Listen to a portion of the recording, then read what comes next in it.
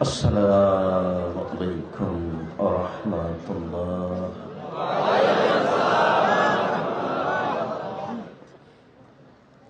সম্মানিত উপস্থিতি, প্রশংসা আল্লাহর জন্য, শান্তি অবতীর্ণ হোক আল্লাহ রাসূলের উপর সাল্লাল্লাহু আলাইহি ওয়াসাল্লাম। আজকের দিনই বৈঠকে সংক্ষিপ্ত সময় বক্তব্যের বিষয় উপস্থিত এই মুহূর্তে যে পরামর্শ দেওয়া হলো তাতে আমাদের আজকের আলোচ্য বিষয় জাহান্নাম। আমরা অবশ্য আপনাদের সামনে আল্লাহ ভীতি আলোচনা করব মনে করছিলাম, তো যেহেতু কর্তৃপক্ষ হিসাবে পরামর্শ দিচ্ছেন জাহান্নাম, আমরা আজকের সংক্ষিপ্ত আলোচনা পেশ করব জাহান্নাম সম্পর্কে। জাহান্নাম সম্পর্কে আলোচনা করতে গিয়ে আমাদের প্রারম্ভের আলোচনা হবে জাহান্নামের পরিচয়, তারপরের সংক্ষিপ্ত কথা হবে জাহান্নামীদের পরিচয়, তারপরের সংক্ষিপ্ত কথা হবে জাহান্নামকে টেনে বিচারের মাঠে নিয়ে যাওয়া হবে, তারপরের সংক্ষিপ্ত কথা হবে জাহান্নাম কথা বলতে পারে, তারপরের সংক্ষিপ্ত কথা হবে জাহান্নামীদেরকে পিছন দিকে হাত বেঁধে জাহান্নামে নিয়ে যাওয়া হবে, তারপরের সংক্ষিপ্ত কথা হবে জাহান্নামের উল্লেখযোগ্য শাস্তি। আলোচনা সাপেক্ষে কিভাবে জাহান্নাম থেকে বাঁচা যায় এ ব্যাপারে একটি ছোট্ট পরামর্শ থাকবে ইনশাআল্লাহ। উল্লিখিত বিষয়ের উপরে কথা বলার পূর্বে আপনাদের সাথে জরুরি কয়েকটি কথা। তার প্রথম কথা হচ্ছে, স্টেজটা সাজানো হয়নি। এরপরে স্টেজ সাজালে ডান দিকের মানুষ বাম দিকের মানুষ যেন আমাদেরকে দেখতে পায়, আর এত চেয়ার স্টেজে রাখা হবে না। রাখলেও পরিস্থিতি বজায় রেখে ডান দিক বাম দিকের মানুষ যেন দেখতে পায় এরকম হিসাবে রাখবেন, আমাদের পক্ষ থেকে পরামর্শ। আপনাদের সাথে দ্বিতীয় জরুরি কথা, জায়গার তুলনায় উপস্থিতি অনেক বেশি। এখন আপনারা যদি ইচ্ছা করেন যে আমাদের বসার ব্যবস্থা দিতে হবে, তাহলে তারা দিতে পারবে না। অতএব যে যেখানে আছেন আমাদের দ্বীনি মুসলিম ভাই বোন, আপনারা কথাবার্তা, চলাচল, কাজকর্ম, লেনদেন সবকিছু বন্ধ করে কিছু সময়ের জন্য অতীব গুরুত্বপূর্ণ কথা শোনার চেষ্টা করুন, অনুরোধ রক্ষা করুন। আর তোমরা ছেলেরা যারা আছো, দেখো ওই গেট থেকে নিয়ে সারা এলাকায় কোনো মানুষ যেন চলাচল না করে। যারা রাস্তাঘাটে চলাচল করছে, দোকানে বসে আড্ডা পিটছে, যেহেতু তাদের এই নোংরা চরিত্র, কাজে এটা আমরা পছন্দ করি না। আজকে ব্যয়বহুল পয়সা খরচ করে দূর দূরান্ত থেকে আমাদেরকে উপস্থিত করা হয়েছে, আমরা তো আপনার জন্য এসেছি। আপনি দোকানে আড্ডা পিটতে যান কোন সাহসে? এ কোন বোকামি কাজ, এ কোন হুঁচলামি? আপনি ওখানে থাকবেন কেন? দোকানে বসে গল্প করছেন কেন? এখন চা খাইতে হবে কেন? শরম করেন না কেন? একটু শরম হয় না? একটু লজ্জা হয় না কেন? আজকে কেন? এখানে কোনো ভোট চাইতে এসেছি? আমি তো কোনোদিন জীবনে ভোট চাইনি, ভোট কাউন্টারে কোনোদিন তাকাই না। আমি একদিনের জন্য কোনোদিন কোনো সংগঠন করিনি, 1 ঘন্টার জন্য করিনি। আমি শুধু আপনার জন্য এসেছি। আপনি দোকানে বসে আড্ডা পিটছেন কোন সাহসে? আড্ডা পিটার আর কোনো সময় হয় না, পুরো জীবনটাই তো পড়ে আছে। বুদ্ধি কি একেবারেই শেষ হয়ে গেছে? নিজেকে কি পশু প্রাণী মনে করছেন? পশু প্রাণী মনে করলেই কি বিচার হবে না মনে করেন? আল্লাহ যে বলছেন যে বুঝেও বুঝে না ওরা অন্তর আছে, বুঝে না, দেখেও দেখে না ওরা চক্ষু আছে, দেখে না, শোনেও শোনে না ওরা কান আছে, শোনে না। উলায়েকা কালানাম, তারা পশু প্রাণীর মতো, তারা গরু ছাগলের মতো, তারা কুকুর শ্রীগালের মতো, বাল হাজাল বরং তার চেয়ে খারাপ। আপনি কি মনে করছেন যে মানুষ কুকুর শ্রীগালের মতো হয়ে গেলে বিচার হবে না? বিচার হবে। মানুষের তো বিচার হবে, হবে, পশু প্রাণীরও বিচার হবে। মানুষের তো বিচার হবে, হবে, পশু প্রাণীরও বিচার হবে।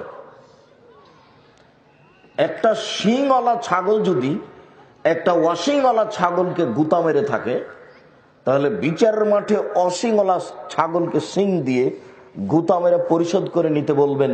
এ কথা রাসূল সাল্লাল্লাহু আলাইহি সাল্লাম বলেন, হাদিস বুখারী মুসলিম। আপনি নিজেকে পশু মনে করলে বিচার হবে না মনে করেন? বিচার হবেই। নিজেকে মানুষ মনে করেন, পশু মনে করেন, গরু ছাগল মনে করেন, বিচার মাফ হবে না। যার যত বুদ্ধি বেশি তার তত বিচার কঠিন হবে। যার বুদ্ধি নাই তার বিচার নাই, পাগলের কোনো বিচার নাই। অতএব যে যেখানে আছেন, আমরা আপনাদেরকে বিনীতভাবে অনুরোধ জানাচ্ছি, সব কিছু বন্ধ করে কিছু সময় এখানে অপেক্ষা করুন। আপনার কিছু না কিছু উপকার করবই করবো ইনশাআল্লাহ। আপনি এই জন্য এসেছেন, আর আমরাও কষ্ট করে আপনার জন্য এসেছি। আপনাদের সাথে তৃতীয় জরুরি কথা,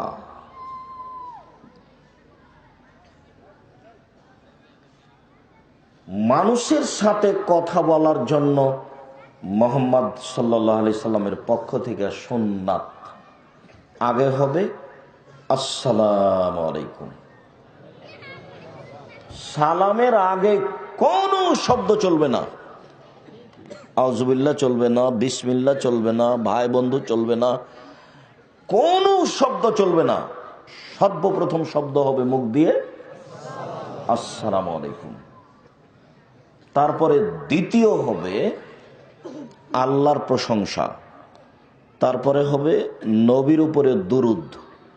একটা ছোট্ট প্রশংসা দুরুদ আছে, আলহামদুলিল্লাহি ওয়াহদা ওয়াসসালাতু ওয়াসসালামু আলা মান লা নাবিয়্যা বা'দা। আমি 1990 সাল থেকে নিয়ে এখন পর্যন্ত, আজ পর্যন্ত কোনোদিন নাহমাদুল্লাহ ওয়া নাস্তাগফিরুহু নাহমাদুল্লাহ ওয়া নুসাল্লি আলা রাসূলিল কারীম বলিনি। আমার বক্তব্য আছে ইন্নাল হামদালিল্লাহ নাহমাদুহু ওয়া নাস্তাইনুহু, আর না হয় আছে আলহামদুলিল্লাহি ওয়াহদা ওয়াসসালাতু ওয়াসসালামু আলা মান লা নাবিয়্যা বা'দা। আমি কোনোদিন মানুষের বানানো প্রশংসা বলিনি আজ অবধি, এখন পর্যন্ত। যেমন ভাবে আপনাকে বলেছি যে আজ অবধি আমি কোনোদিন মানুষের কাছে পথ খরচ পাথেও চাইনি, 90 সাল থেকে এখন পর্যন্ত।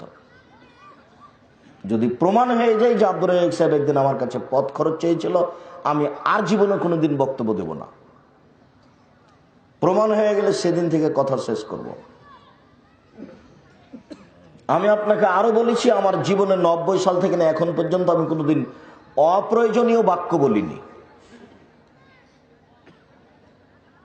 90 সাল থেকে এখন পর্যন্ত আমি কোনোদিন কোনো মাযহাবের কোনো ব্যক্তির নিন্দা করিনি, কোনো মাযহাবকে সামনে কথা বলিনি। কোনো জায়গাতে চলে গেলে এমনিতেই মানুষ খেপে যে এটা হলে অ্যালার্জি, আব্দুর রাজ্জাক এসেছে না জানি কি বলেন। আমি আমার জীবনে কোনোদিন মাযহাবকে নিয়ে কথা বলিনি, জীবনে কোনোদিন। এখনই আপনাদের যেদিকে ভোট হয় ওই ভোট কাউন্টার আমি এইভাবে কোনোদিন দেখিনি যে এটা ভোট কাউন্টার, এইভাবে দেখিনি কোনোদিন আজ অবধি। মানুষের নিন্দা তো বহু দূরের কথা। তবে আমি বলেছি যে শতকরা 98 জন মুফাসসির মিথ্যুক। আমি বলিনি যে উনি মিথ্যুক, আপনি মিথ্যুক, এই কথা আমি বলিনি। আমি বলেছি শতকরা 95 জন বক্তা মিথ্যুক। আমি বলিনি যে এই বক্তা মিথ্যুক। আজ থেকে নিয়ে অনুমান 20 থেকে 25 বছর আগে বলেছি কোরআন শরীফ শব্দ চলবে না, শরীফ।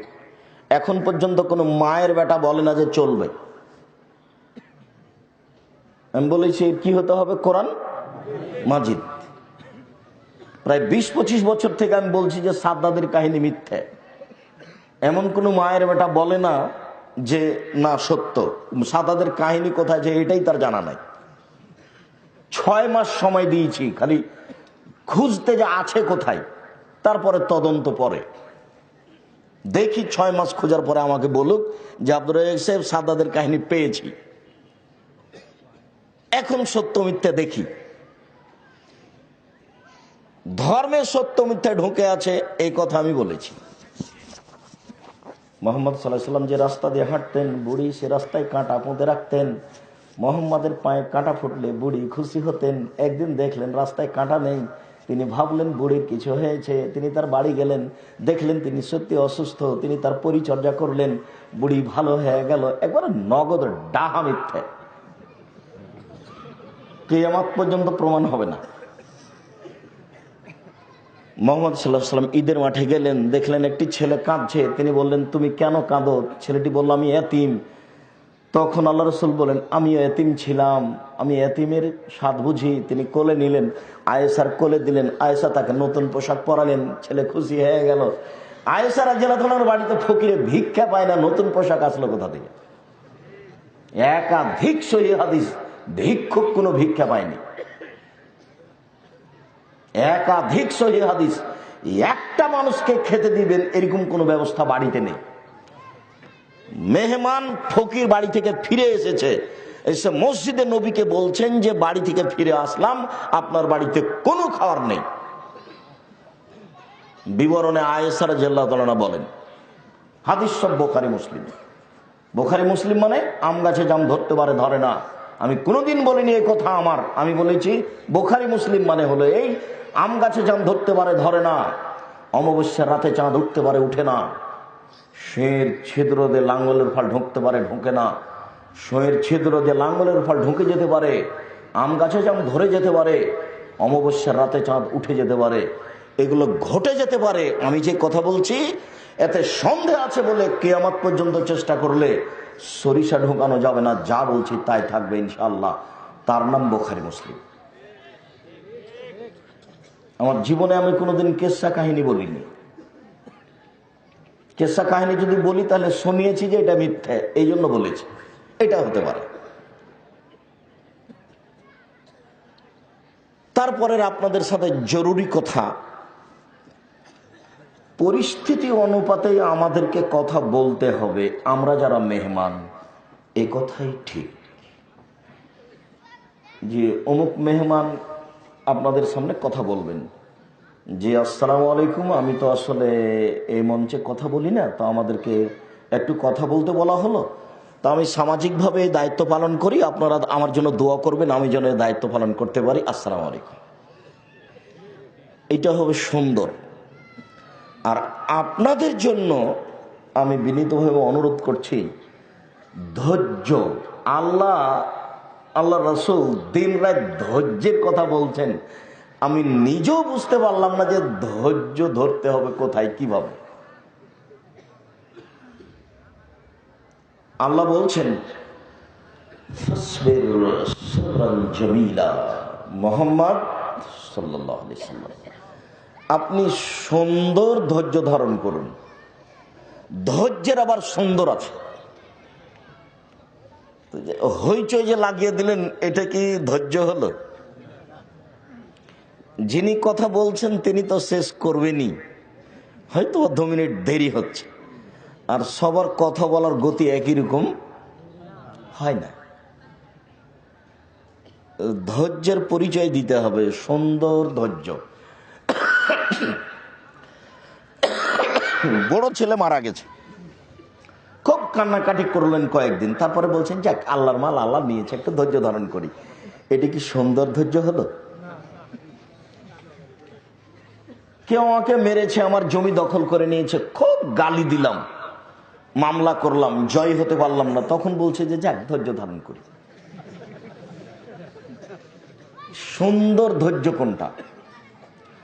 আল্লাহ বলছেন অসবির আলা মা ইয়াকুলুন, ওরা যা বলে আপনি তার উপরে ধৈর্য ধারণ করুন। ওরা বলে মোহাম্মদ ভণ্ড নবী, ওরা বলে ও মিথ্যুক, ওরা বলে ও জাদুগার, ওরা বলে ও গণক, ওরা বলে ওর মাথা খারাপ হয়েছে, ও পাগল। ছি ছি ছি ছি ছি, 360 জন মাবুদকে একজন বলে, ওকে হত্যা কর, ওকে দেশ থেকে তাড়িয়ে দে, ওকে জেলখানায় বন্দি কর, কুকুর লাগিয়ে দে, কুকুর লাগিয়ে দে। ওরা যা বলে আপনি তার উপরে ধৈর্য ধারণ করুন। আল্লাহর কি ঠেকা বেঁধেছে? এদেরকে শেষ করতে পারেন না? শেষ তো করতে পারেন, কিন্তু আবার আমাদের নবীকে কি বলছেন? যে ধৈর্য ধারণ করেন। আল্লাহ বহু জায়গাতে ফেরাউনের ব্যাপারে বলেছেন, পৃথিবীর ইতিহাসে সবচেয়ে বদ মানুষ, স্বৈরাচারী, স্বেচ্ছাচারী মানুষ হলো ফেরাউন। আমি যখন ফেরাউসের লাশের চতুর্দিক দিয়ে ঘুরছিলাম, কিছুদিন আগে আমি মিশর গেছিলাম, তখন আমি বারবার ফেরাউনের কথাগুলি ওখানে বলছিলাম। ফেরাউন একদা বলছে মোসাকে,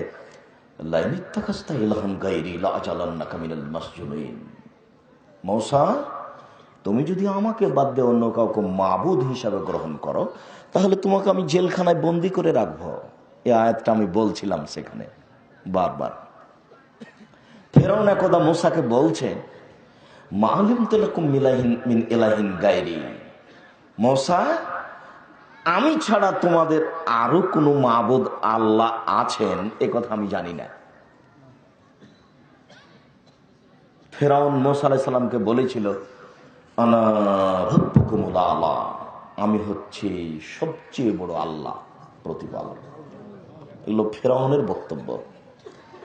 ফেরাউনের ব্যাপারে আল্লাহর পক্ষ থেকে একটা বক্তব্য আছে, যে বক্তব্য আল্লাহ পৃথিবীর কোন মানুষের ব্যাপারে বলেননি। অনেকে আল্লাহ বলে দাবি করেছে, Charles Darwin, Hume, Hegel, Lenin, Karl Marx, Engels, আব্রাহা, আবুলাহ, আবু জাহাব, দাকেনুস, ডিকেটিস, সিক্রেটিস, নমরুদ, ফেরাউন, সাদ্দাত, কারণ, অনেকেই আল্লাহ বলে দাবি করেছে, কিন্তু ফেরাউনের মতো নোংরা দাবি কেউ করেনি। ফেরাউনের ব্যাপারে আল্লাহ একটা কথা বলছেন,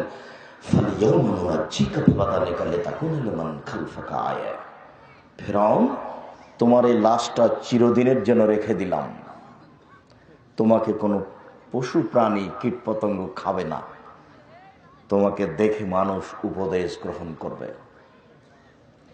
এইরকম কথা আল্লাহ ফেরাউন ছাড়া কাউকে বলেননি। এর পরেও আল্লাহ মূসাকে বলছেন, ইযহাবা ইলা ফিরাউন ফাকুলা লাহু কাওলান লাইয়িনা।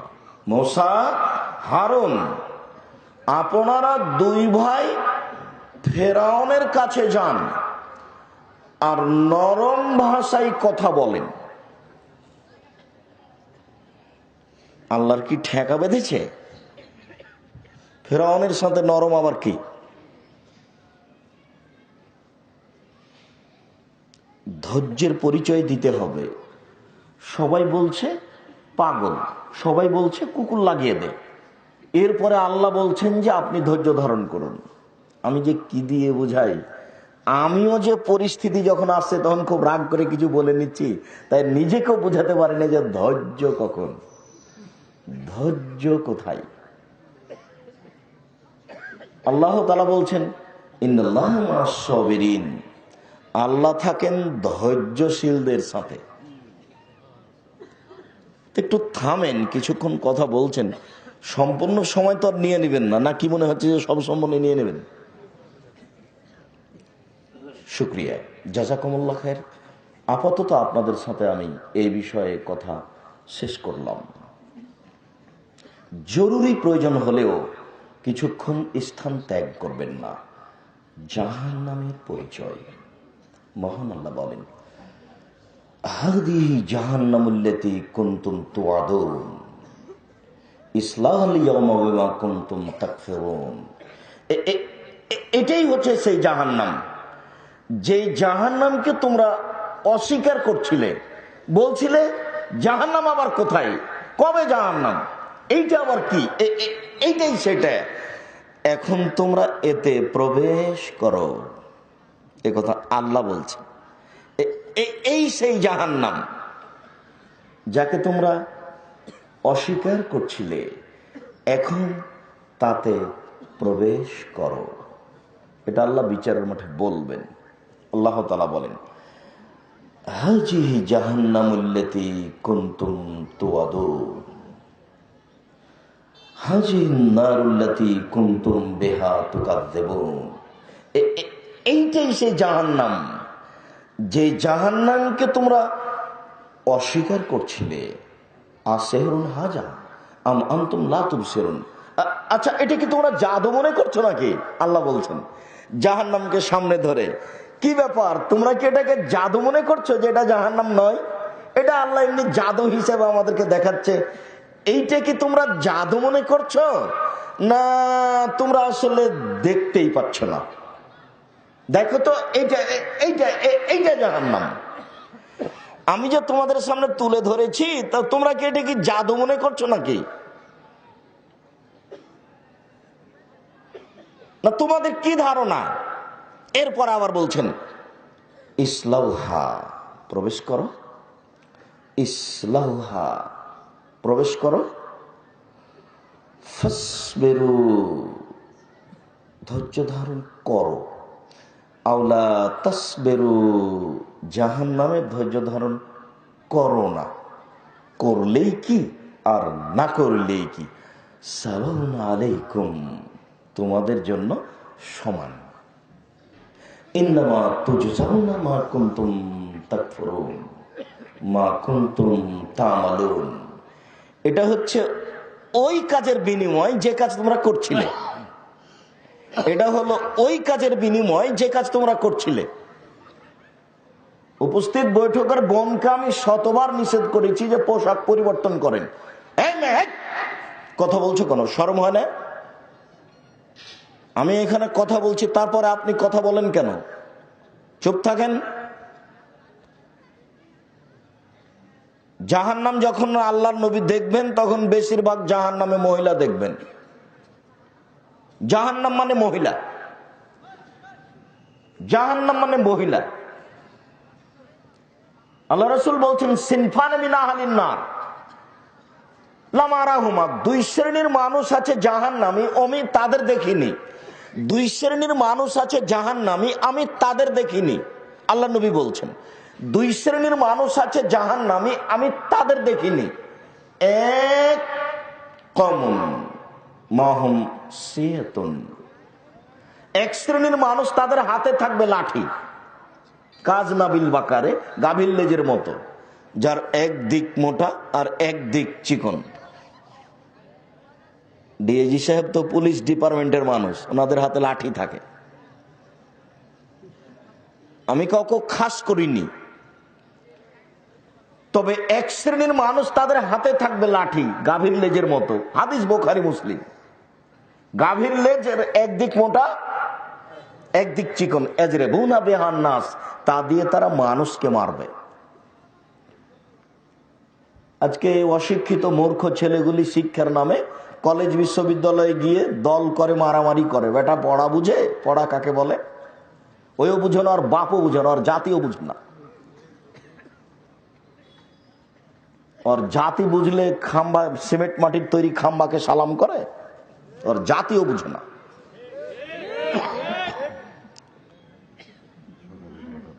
সম্মানিত দিনী ভাই বোন, দুই নিশাউন, মহিলা, কাশিয়াতুন, কাপড় পরে থাকে, আরিয়াতুন, উলঙ্গ, মমিলাতুন, তারা পুরুষকে নিজের দিকে আকৃষ্ট করে, মাইলাতুন, নিজেরা আকৃষ্ট হয়। দেখেন না রাস্তায় চলে তখন কেমন কেমন করে, আনছান আনছান করে, একবার রাস্তার এইদিকে যায়, একবার ওদিকে যায়, একবার হাতের ভাঁজ করে, একবার চুলের ভাঁজ করে, একবার কথার ভাঁজ করে। ওর নীতি হচ্ছে রাস্তার এক পাশ দিয়ে হাঁটতে হবে, এটা আল্লাহ রাসূলের নীতি। রাস্তা এভাবে চলছে কেন? রাসূল সাল্লাল্লাহু আলাইহি সাল্লাম যেভাবে বলেন, মনে হচ্ছে যে আপনাদের এসব শিক্ষা প্রতিষ্ঠান, কলেজ, বিশ্ববিদ্যালয়, রাস্তাঘাট, হাট বাজার আল্লাহ রাসূল এভাবে দেখে দেখে বলছে।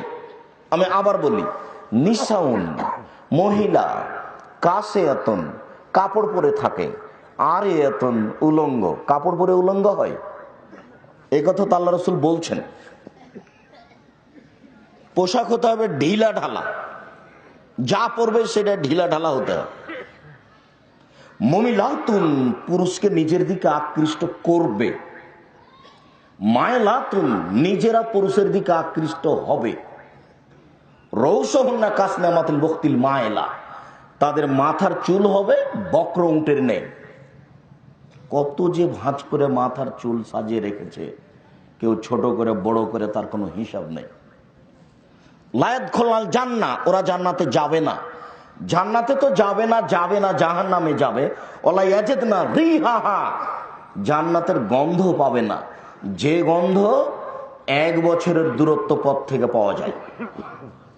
আমি অনুবাদক, হাদিস মুসলিম। এটা জাহান্নাম। সম্মানিত দ্বীনি বোন, আপনাকে অনুরোধ করছি, এখানে আপনার সাথে একটা পরামর্শ থাকলো। এত তাড়াতাড়ি চলে যাচ্ছেন কেন, আর আগে চলে গেলেন কেন বাড়ি? ডক্টর মুসলিউদ্দিন সাহেবের বক্তব্য বুঝতে পারছেন, উনি উচ্চ শিক্ষিত মানুষ, বক্তব্য উচ্চঙ্গের হবে, এটাই স্বাভাবিক। আপনাকে একটু ধৈর্য ধারণ করতে হবে না? আসলেন আর ঢং ঢং করে বাড়ি চলে গেলেন। রোজ হয় এই প্রোগ্রাম, প্রতিদিন হয়। 1 বছর পরে আজকে এসেছি। গল্প করতে করতে আসলেন আর গল্প করতে করতে চলে গেলেন বেঢঙ্গার মতো। একটু হুঁশ বুদ্ধি নেই? স্বামী কিছু বলেনি, বাপ নেই, বাপ একটু হুঁশ বুদ্ধি দেয় না? বাপের একটু হুঁশ থাকা দরকার। রাসূল সাল্লাল্লাহু আলাইহি ওয়াসাল্লাম বলছেন, মান ওয়ালাদালাহু ওয়ালাদুন, যার ছেলে মেয়ে জন্ম নেই, ছেলে হোক মেয়ে হোক, ফাল ইহসান ইসমাহু আদাবাহু, নাম একটা সুন্দর রাখতে হবে, শিষ্টাচার একটা সুন্দর দিতে হবে। আম্মু মাঝামাঝিতে সিঁথি কাটো, বাম দিকে করেছো কেন? ওটা ওর বাপে বলবে। এ কথা আল্লাহ নবী বলছেন, আমি বলিনি। ওর বাপে বলবে, আম্মু রাস্তার এক পাশ দিয়ে হাঁটিও, ধীরে যাওয়া। এটা ওর বাপে বলবে, আমি বলিনি। আপনাকে বলছি, আপনাকে আমি অনুরোধ জানাচ্ছি, আজকের পর থেকে আপনার মেয়ে যেন এভাবে রাস্তায় না চলে।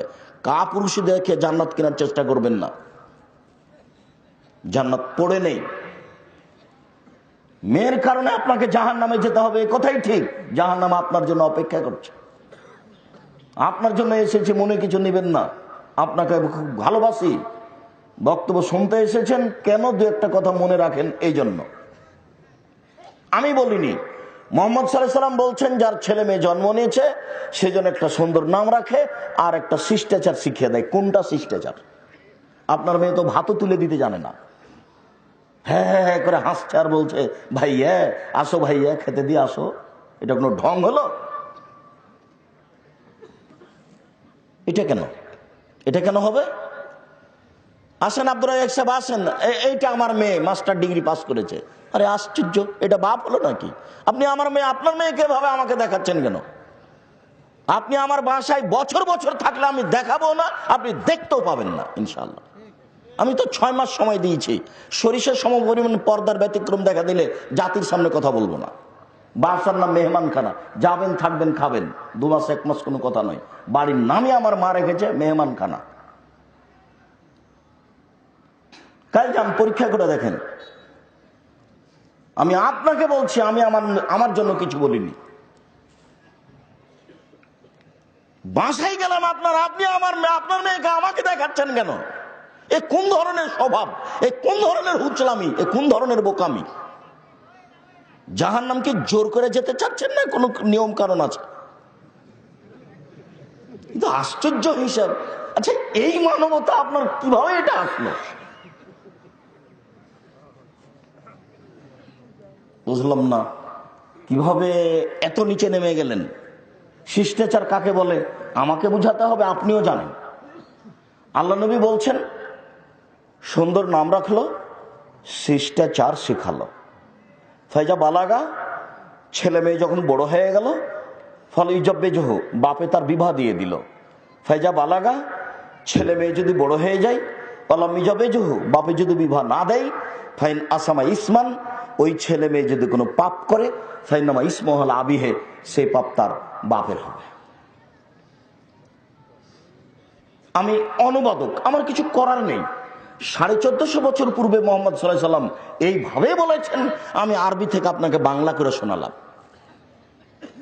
আমি যদি আর বক্তব্য না দিই, এই হাদিস অনুবাদ করে আজকে চলে যাই, তাহলে যত পয়সা খরচ হয়েছে আর আমাদের আশা, আপনাদের আশা সব যথেষ্ট।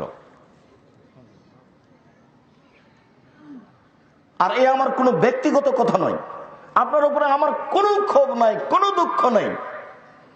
আপনি এসেছেন, একটু শুনবেন, মানবেন, এটা আমার অনুরোধ। নিজে কিছু করতে পারছি, এদেশের যুগ পরিবেশ পরিস্থিতি খুব কঠিন।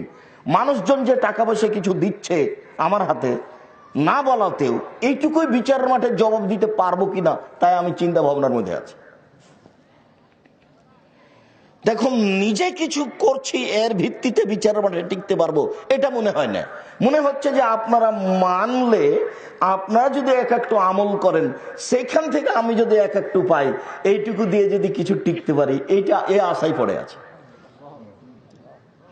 এখন আপনি যদি উঠে চলে যান, তাহলে আমার তো খুব কষ্ট হবে। আপনি একটা মহিলা মানুষ, এই ফুলবাড়ি এটা, তাই না? 2 কিলোমিটার 5 কিলোমিটার দূর থেকে এসেছেন, চলে গেলেন কেন? রোজ তো রাত 12টা 1টা 2টা পর্যন্ত টিভি নিয়ে বসে থাকেন, আজকে গেলেন কেন? কোন শরমে গেলেন? যাবেন কেন? আর আপনাকে বলছি, আপনার এরকম মেয়ে হবে কেন, এরকম স্ত্রী হবে কেন? আপনাকে এই বৈঠকে আমি কয়েকদিন বলেছি, কয়েকবার হচ্ছে, যে স্বামী হলে 5টা জিনিস লাগে। স্বামী হলে 5টা জিনিস লাগে। এক, আমি অনুবাদক, আল্লাহ রসুল বলছেন, ফাকসুহা মাক্তাসাইতা, যে মানের কাপড় পরো তুমি, সে মানের বউকে পরাবা। আতেমা মাতা এমতা, যে মানের খাও তুমি, বউকে সে মানের খাওয়াবা। অলা তুকাব্বে, বউকে কখনো কটু কথা বলবা না। ও হচ্ছে শান্তির জিনিস, ও হচ্ছে তৃপ্তির জিনিস, ওকে মারতে হয় না। ও যে তৃপ্তির জিনিস, এ কথা আমি বলিনি, এ কথা আল্লাহ বলছে। আল্লাহ বলছেন যে আমি ওকে সৃষ্টি করেছি লেতাসকুনু ইলাইহা, তুমি যেন সেখানে শান্তি পাও, তৃপ্তি পাও। পৃথিবীর কোন বাড়ি ঘর বিল্ডিং খাদ্য পানি কোনো জায়গাতে তৃপ্তি নাই, এখানে যত তৃপ্তি আছে, এ কথা আল্লাহ বলেন, আমি বলিনি। তো তাকে কটু কথা বলবেন কেন? টাকা দিতে দেরি করলে তাকে পিটাবেন, বাড়ি থেকে বের করে দিবেন, শ্বশুরের কাছে টাকা যাবেন, বোকা ছেলে, শ্বশুরের কাছে টাকা চাও কেন? তোমাকে আমি ভিক্ষা করে খেতে বলেছি। ভিক্ষা করে খেতে বলবো কেন? পৃথিবী অনেক বড়, শেষ পর্যন্ত আমি তোমাকে মানুষের বাড়িতে কাজ করে খেতে বলেছি। গাজীপুরে বাড়ি, 1 শতক জমির দাম কোটি টাকা, ভিক্ষা করতে হবে কেন? ব্যবসা করে খাও। গাজীপুর মানে ঢাকা শহর, গাজীপুর মানে হচ্ছে আপনার ফ্যাক্টরি, গাজীপুর মানে বিভিন্ন ধরনের ব্যবস্থাপনা আছে রুজির। হিসাব নিকাশের বাইরে জমির মূল্য। ভিক্ষা করে খাবেন কেন? আমি ভিক্ষা করে খেতে বলিনি, আমি বলেছি ব্যবসা করে খাও, না হলে কলা বিক্রি করো, না হলে চকলেট বিক্রি করো, নাহলে মানুষের বাড়িতে কাজ করো, এ কথা আমি বলেছি। এটাও যদি না হয় তাহলে ভিক্ষা করো, এ কথা বলেছি। শ্বশুরের কাছে টাকা নিতে হবে কেন? তার সাথে মোটা কথা বলতে হবে কেন? শ্বশুরের সাথে অভদ্র কথা বলতে হবে কেন? শ্বশুর তোমাকে মেয়ে মানুষ করে তোমার কাছে তুলে দিয়েছে, এটাই তো অনেক, তুমি তার শুকরিয়া আদায় করো। সম্মানিত দিনী ভাই বোন, কটু কথা বলতে হবে না। 4, মুখের উপরে মারতে হবে না, অলা তাজির বালা লজে, মুখের উপরে মারো না। 5, অলা তাতরুকা ইল্লা ফিল বাইতে, বউকে নিজের বাড়ি ছাড়া কোথাও যেতে দিতে হবে না। এ কথা আমি বলিনি, আমি অনুবাদক। চাচার বাড়ি, খালার বাড়ি, ফুফুর বাড়ি, নানির বাড়ি, মায়ের বাড়ি, কোথাও যাবে না জরুরি প্রয়োজন ছাড়া। যাচ্ছে কেন? কাপুরুষ আপনি, সেই জন্য যাচ্ছে। আপনি কাপুরুষ, আপনি ঘৃণিত পুরুষ, এই জন্য যাচ্ছে। আমার কষ্ট লাগলেই কি আর ব্যথা লাগলেই কি, আপনি মানলেই কি আর না মানলেই কি। আল্লাহ রসুল বলেছেন, তোমার বউকে তুমি বাড়ি থেকে কোথাও যেতে দিও না। যাচ্ছে কেন? রোজ দিন রাত দিন যাচ্ছে কেন? বাজারে ঘুরে কেন? বাজার আপনি করবেন। মোটা কাপড় কিনে আনবেন, তবুও বলবে আলহামদুলিল্লাহ। চিকন কাপড় কিনে আনবেন, তবু বলবে আলহামদুলিল্লাহ। তা আপনি মোটা কাপড় নিয়েছেন, তখন বউ বলছে কি যে নিয়ে আসছে, তো সেটা আপনার কারণেই বলছে। ওর বুদ্ধি কম, আপনি তাকে বুঝান, দেখো আমি যেটা নিয়ে আসবো সেটা তুমি সাদরে গ্রহণ করিও, তুমিও শান্তি পাবা, আমিও শান্তি পাবো। কিন্তু যাওয়ার সময় তোমার পরামর্শ থাকতে পারে, যেটা নিয়ে চলে এসেছিস সেটাকে বলবা আলহামদুলিল্লাহ।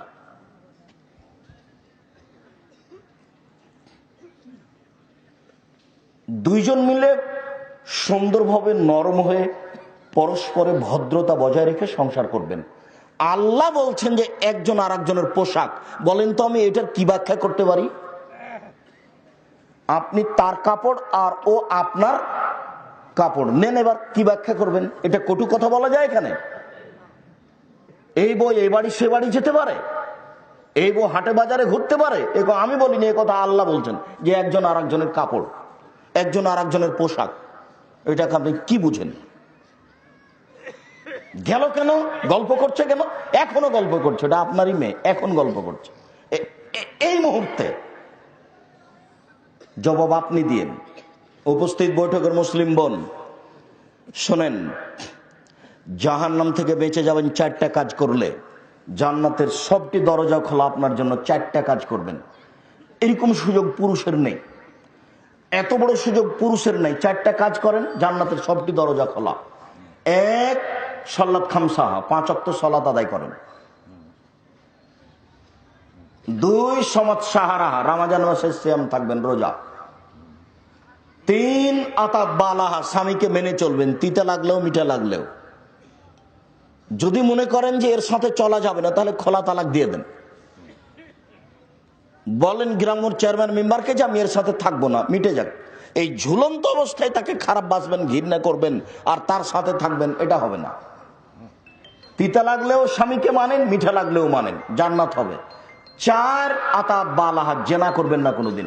আহসানাত ফারজাহা, জেনা করবেন না কোনোদিন, জান্নাত হবে। 4টা কাজ। 1, 5 ওয়াক্ত সালাত। 2, রমজান মাসের রোজা সিয়াম। 3, স্বামীকে মেনে চলা। 4, জেনা না করা। জান্নাতের 8টি দরজা খোলা। এ কথা আমি বলিনি, এ কথা মুহাম্মদ সাল্লাল্লাহু আলাইহি ওয়াসাল্লাম বলেছেন। জাহান্নাম, মহান আল্লাহ বলেন, ইন্না জাহান্নামা কানাত মিরসাদা, নিশ্চয় জাহান্নাম ওঁত পেতে বসে আছে আপনাকে ধরার জন্য। এ কথা আল্লাহ বলছে। লিত্তাগিনা মাআবা, সীমা লঙ্ঘনকারী, স্বৈরাচারী, স্বেচ্ছাচারী, বদমেজাজি, এদের জন্য এটা রেডি করা হয়েছে। মহান আল্লাহ বলেন, فأما من خفت موازينه فأمه هاوية, বিচারের মাঠে যার নেকির পাল্লা হালকা হবে, পাপের পাল্লা ভারী হবে, তার থাকার জায়গা হবে অতীব গভীর গহ্বর, হাবিয়া। অমাদরাকা মা হিয়া, মুহাম্মদ সাল্লাল্লাহু আলাইহি ওয়াসাল্লাম, আপনি কি বলতে পারেন হাবিয়া নামক জাহান্নামটি কি? আল্লাহ আমাদের নবীকে বলছেন। আপনি কি হাবিয়া নামক জাহান্নামের পরিচয় বলতে পারেন? আমি বলি, নারুন হামিয়া, তা হচ্ছে জ্বলন্ত উত্তপ্ত আগুন। জাহান্নাম বলতে আগুনের টুকরাকে বোঝানো হয়। মহান আল্লাহ বলেন, কাল্লা লা ইউনবাদান্না ফিল হুতামা, ওমা আদরাকা মাল হুতামা, কখনো নহে, অবশ্যই অবশ্যই তাকে চূর্ণ বিচূর্ণকারী হোতামা নামক জাহান্নামে নিক্ষেপ করা হবে। ওমা আদরাকা মাল হুতামা, মুহাম্মদ সাল্লাল্লাহু আলাইহি ওয়াসাল্লাম, আপনি কি বলতে পারেন হোতামা নামক জাহান্নামটি কি? আপনার কি হোতামা নামক জাহান্নামের পরিচয় জানা আছে? আমি বলি, নারুল্লাহিল মুকাদা, তা হচ্ছে জ্বলন্ত উত্তপ্ত আগুন। এইভাবে আল্লাহ বলছে। জাহান্নামের পরিচয় আল্লাহ বলেন, সাউসলিহে সাকার, অচিরেই আমি তাকে সাকার নামক জাহান্নামে নিক্ষেপ করব। অমাদরাকা মা সাকার, মুহাম্মদ সাল্লাল্লাহু আলাইহি ওয়াসাল্লাম, আপনি কি সাকার নামক জাহান্নামের পরিচয় দিতে পারেন? আপনার কি জানা আছে সাকার নামক জাহান্নামের পরিচয়? আমি বলি, লা তুবকি ওয়ালা তাজার, সাকার এমন একটি জাহান্নাম, যে জাহান্নাম মানুষকে ছাড়েও না, যে জাহান্নাম মানুষকে মারেও না, যেখানে মানুষ বাঁচবেও না, যেখানে মানুষ মরবেও না, তার নাম জাহান্নাম। এই কথা আল্লাহ তাআলা অন্য জায়গাতে বলেন, লা ইয়ামুতু ফিহা ওয়া লা ইয়াহইয়া। এই ছেলে, বসো। কেউ কারোর গায়ে হাত দিয়ে থাকবেন না, নিজ নিজ গতিতে রেডি হয়ে থাকেন। জাহান্নাম এমন একটি জায়গা যেখানে মানুষ মরবেও না, যেখানে মানুষ বাঁচবেও না। আল্লাহ তাআলা বলেন, ওয়াতিল মাউতু মিন কুল্লি মাকানিন ওয়া মা হুয়া বিমাইয়্যিত। জাহান্নাম এমন একটি জায়গা যেখানে মানুষকে মরণ চতুর্দিক থেকে ঘেরে ধরবে, কিন্তু ও মরবে না। সব দিক থেকে মরণ তাকে চেপে ধরবে, কিন্তু ও মরবে না। সেইটা আবার কেমন জীবন? মরাও হলো না, বাঁচাও হলো না। এতক্ষণ পর্যন্ত আল্লাহ তাআলা জাহান্নামের পরিচয় যেভাবে দিয়েছেন তার একটু সংক্ষিপ্ত পরিচয় দিচ্ছিলাম। মুহাম্মদ সাল্লাল্লাহু আলাইহি সাল্লাম বলেন, ইন্না সাকরাতাল লাযিমা লা তুলকা মিন শাফিরি জাহান্নাম ফাতাবিয়া কারিহ বাদা সাবিনা আম। শোনো, জাহান্নামের মুখের উপরে বিশাল একটি পাথর, 1 কোটি মণ ওজনের একটি পাথর যদি ছেড়ে দেওয়া হয়, নিচে যেতে সময় লাগবে 70 বছরেরও কিছু বেশি। 1 কোটি মণ ওজনের একটি পাথর যদি 1 মিনিট নিচে যায়, কত কিলো যেতে পারে? 1 ঘন্টা, 1 দিন, 1 বছর। 70 বছর যদি নিচে যেতে থাকে, কত কিলো যাবে মানুষ কি হিসাব করতে পারবে? জাহান্নাম কি জিনিস মানুষ হিসাবে আনতে পারবে না। এইখানে একটা কথা বলা থাকছে, ইন্নাল মুনাফিকিনা ফিদ দারকিল আসফালি মিনান নার। যারা মুনাফিক তারা জাহান্নামের সবচেয়ে নিচে থাকবে। হিন্দুও জাহান্নামে যাবে, তবে নিচে থাকবে না। ইহুদিও যাবে, তবে নিচে থাকবে না। খ্রিস্টানও যাবে, তবে নিচে থাকবে না।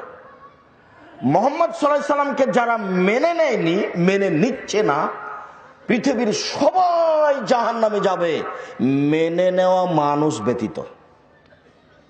ইহুদি হোক, খ্রিস্টান হোক, হিন্দু হোক, বৌদ্ধ হোক, সে যেই হোক না কেন। তবে সবচেয়ে নিচে থাকবে কে? মুনাফিক। মুনাফিক কে? যে মিথ্যা কথা বলে। মুনাফিক কে? যে ওয়াদা খেলাপ করে। মুনাফিক কে? যে ঝগড়া করলে অশ্লীল ভাষা মুখে ব্যবহার করে, সব সময় খারাপ কথা, সব সময় অশ্লীল কথা,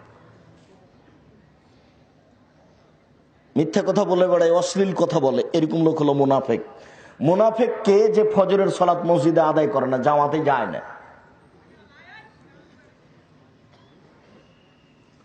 জরুরি কারণে, কোনো সমস্যার কারণে মসজিদে যেতে পারছেন না, সেটা ভিন্ন কথা।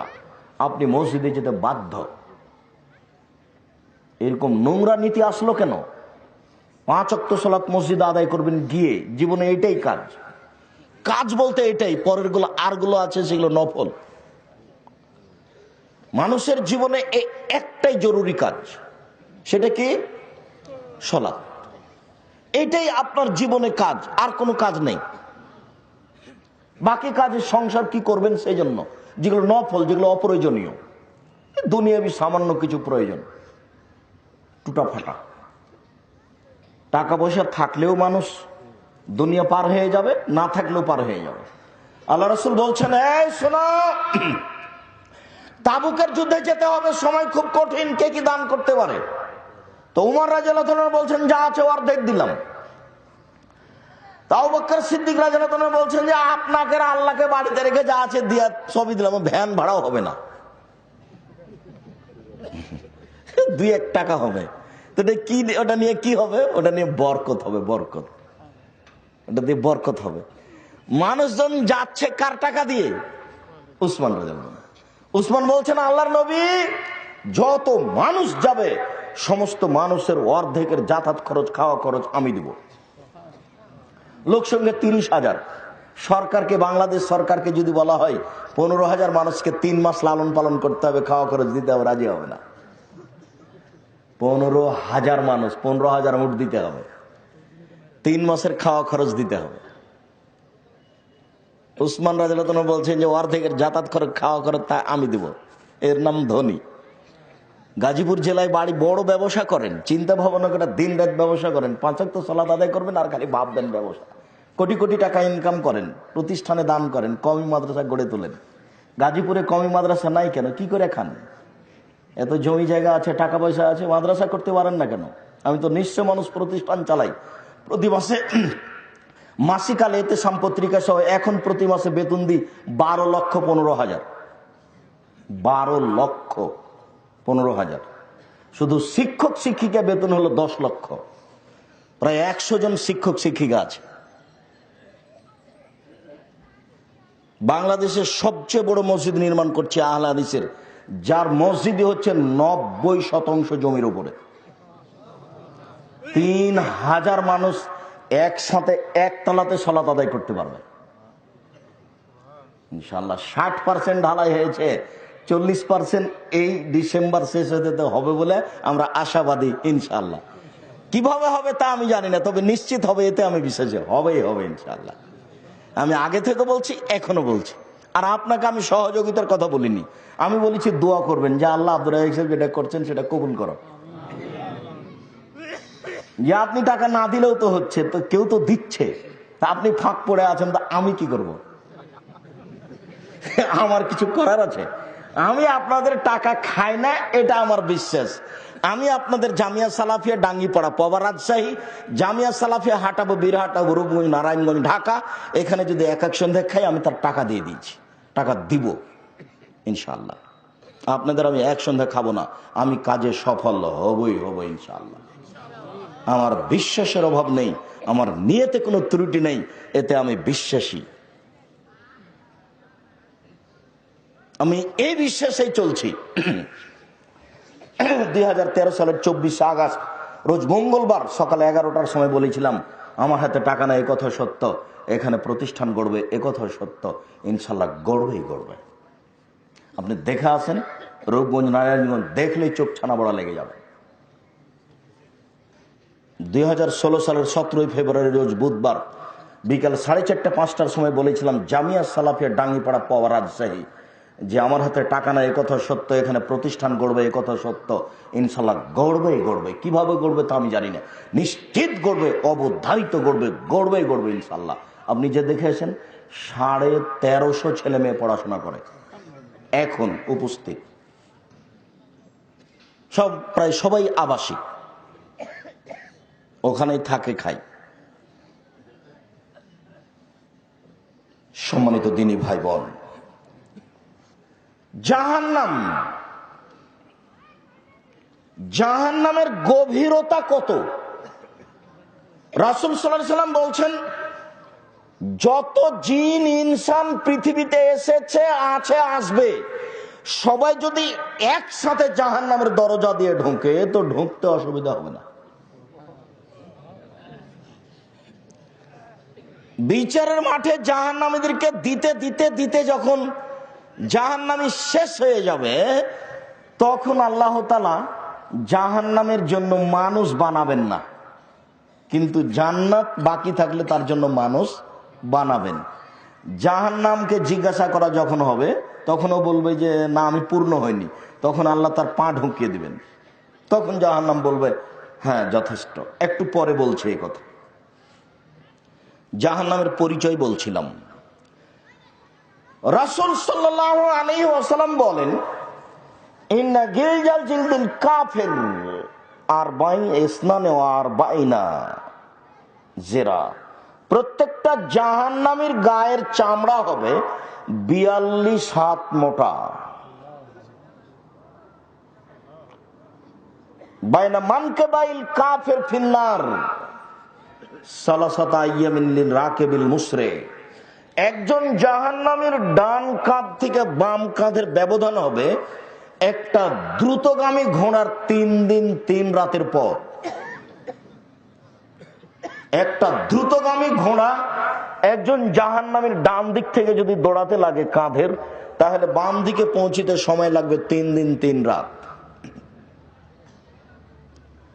রাসূল সাল্লাল্লাহু আলাইহি সাল্লাম বলেন, ইন্না জিরসাহু মিসলু উহুদিন, জাহান্নামের দাঁত হবে উহুদ পাহাড়ের সমান। উহুদ পাহাড় 4 কিলোমিটার প্রশস্ত, 8 কিলোমিটার লম্বা। নিচে কত আছে তা মানুষ জানে না। তো দাঁত যদি একটা এত বড় হয়, তাহলে বাকিগুলো কত দাঁত, তাহলে কত বড় হবে? ফাঁকে যেমন মিসল বাইদা, একজন জাহান্নামের উরু রান হবে বাইজা পাহাড়ের সমান। বাইজা পাহাড় হলো 39 কিলোমিটার লম্বা। রাসূল সাল্লাল্লাহু আলাইহি সাল্লাম বলেন, আইনা মাজলিসাহু বাইনা মক্কা ওয়াল মদিনা, একজন জাহান্নামীর বসার জায়গা মক্কা থেকে মদিনা 400 কিলোমিটার, 450 কিলোমিটার। একজন জাহান্নামীর বসার জায়গা 450 কিলোমিটার। প্রতি হাজারে 999 জন লোক জাহান্নামে যাবে। প্রতি হাজারে 999 জন লোক জাহান্নামে যাবে। আর একজনের বসার জায়গা হলো 450 কিলোমিটার। তাহলে জাহান্নাম কত বড়? মাঝে মধ্যে একটু ভাবা উচিত। দিন রাত রাসূল সাল্লাল্লাহু আলাইহি সাল্লাম বলতেন, আল্লাহুম্মা ইন্নী আউযু বিকা মিন আযাবি জাহান্নাম, আল্লাহ তোমার কাছে আমি জাহান্নামের শাস্তি থেকে বাঁচতে চাই। রব্বানা আতিনা ফিদ দুনিয়া হাসানাতাও ওয়া ফিল আখিরাতি হাসানাতাও ওয়া কিনা আযাবান নার, আল্লাহ তুমি ইহকালে কল্যাণ দাও, পরকালে কল্যাণ দাও, তুমি জাহান্নাম থেকে বাঁচাও। কল্যাণের সাথে জাহান্নামকে টেনে নিয়ে এসেছে। কল্যাণ দাও আর জাহান্নাম থেকে বাঁচাও। নিজে নিজে দিন রাত আয়েশা রাদিয়াল্লাহু আনহা বলছেন, জীবনে কোনোদিন এমন একদিন তিনি সালাত আদায় করেননি যেই সালাতে সালাম ফিরার শেষে তিনি জাহান্নাম থেকে বাঁচতে চাননি। বলেন তো যে বাক্যটা বললাম এর অর্থ কি? প্রতিদিন যখনই সালাত আদায় করেছেন, সালাম ফিরার পূর্বে তিনি বলেছেন, আল্লাহুম্মা ইন্নী আউযু বিকা মিন আযাবি জাহান্নাম, আউযু বিকা মিন আযাবিল কবর, ওয়া আউযু বিকা মিন ফিতনাতিল মাসিহিদ দাজ্জাল, আউযু বিকা মিন ফিতনাতিল মাহইয়াল মামাত, আল্লাহুম্মা ইন্নী আউযু বিকা মিনাল মা'সামি ওয়াল মাগরাম। এই কথা তিনি বলেছেন। এই দোয়াটার শেষে ঋণ কথা আছে, ঋণ, তুমি আমাকে ঋণ থেকে বাঁচাও। ব্যাংক থেকে লোন নিয়ে ব্যবসা করবেন না। 3 দিনের মধ্যে সব লোন ফেরত দেন, সম্ভব না হলে 7 দিন, সম্ভব না হলে 3 মাস। ব্যবসা চালু করতে হবে চকলেট দিয়ে, তাহলে ঋণ নেওয়া লাগবে না। 5 বছর চকলেট, 5 বছর কলা, 5 বছর কাপড়, 5 বছর মেশিন, বাকি 5 বছর ফ্যাক্টরি। গাজীপুরের সবচেয়ে বড় ধনী, 30 বছর সময় লাগবে অন্তত। একদিনই যদি আপনি 5 কোটি টাকা লোন নিয়ে কলকাতাতে হিরোইন কিনেন আর ঢাকাতে বিক্রি করেন, তাহলে কি হবে?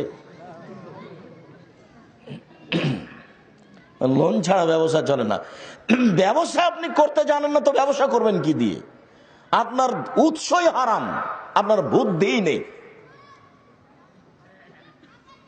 আল্লাহ রাসূল বলতেন, এই শোনো, এই লোকের ঋণ আছে নাকি? জানাজা রেডি, সব রেডি, মানুষজন রেডি, আল্লাহু আকবার শুরু হবে।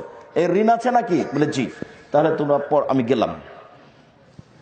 তার মানে জানাজা হবে না। কোটি টাকা ঋণ নিয়ে চলে গেলেন, মরে গেলেন, আর ছেলে মেয়ে ঠিক করবে? পাগল হয়েছেন নাকি?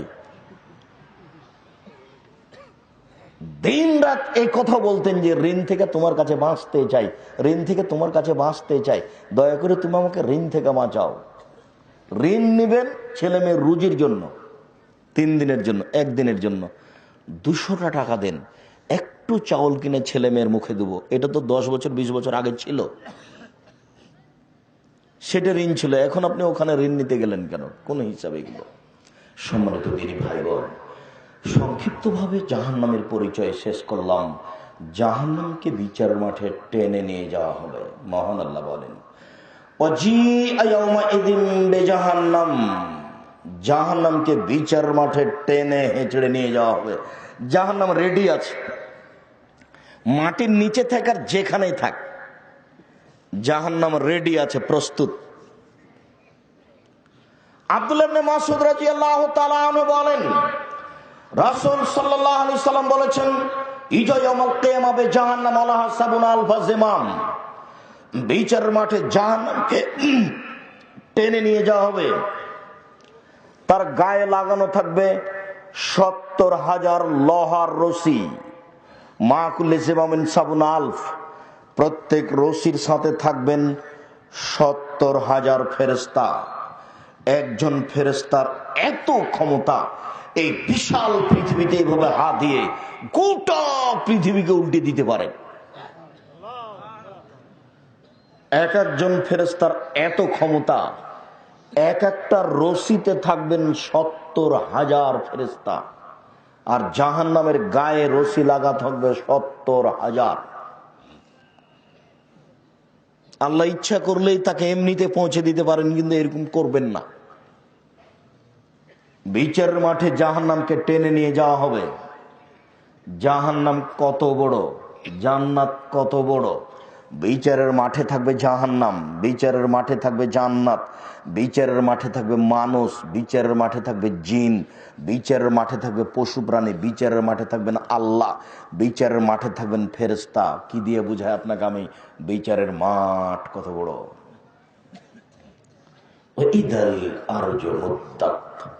যেদিন পৃথিবীকে সম্প্রসারিত করা হবে, বড় করা হবে, সব সাগরে আগুন লেগে যাবে।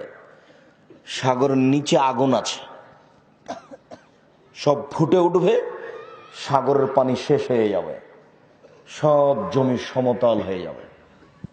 সমতল জমি থেকে মানুষ কবর থেকে উঠে খালি ছুটতে থাকবে তার লক্ষ্যবস্তুর দিকে, উঠেই ছুটতে থাকবে একবারে। উলঙ্গ অবস্থায় কারো পরনে কাপড় থাকবে না। ইরশারুন নাস ইয়াউমাল কিয়ামা হুফাতান ওরাতান গোরলা।